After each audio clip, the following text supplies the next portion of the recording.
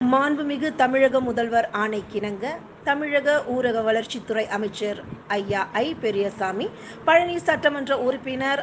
பெரியசாமி அவர்களின் சீரிய முயற்சியால்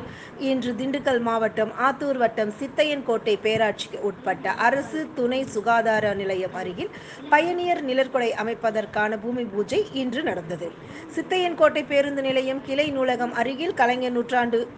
துணை நூலகம் கட்டுவதற்கான பூமி பூஜையும், 4வது வார்டு பகவதி அம்மன் கோயில் அருகில் நாடக மேடை கட்டுவதற்கான பூமி பூஜை ஆத்தூர் ஒன்றிய செயலாளர் ராமன் தலைமையில் நடைபெற்றது. இந்நிகழ்வில் உடன் சித்தையன்கோட்டை பேரூராட்சி தலைவர் போதும் பொன்னு, முரளி, துணைத் தலைவர் ஜாகீர் உசேன், செயல் அலுவலர் சிவக்குமார், மாவட்ட சிறுபான்மையினர்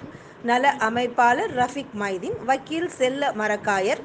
நகர செயலாளர் சக்திவேல், பேரூர் கழக இளைஞரணி அமைப்பாளர் முகமது ரஃபீக், பொருளாளர் ஜெயராமன், பேரூர் கழக துணை செயலாளர் அலாவுதீன், அரசு ஒப்பந்தக்காரர் செல்லமுத்து மற்றும் வார்டு கவுன்சிலர்கள், திமுக நிர்வாகிகள், பொதுமக்கள் என பலர் கலந்து கொண்டனர்.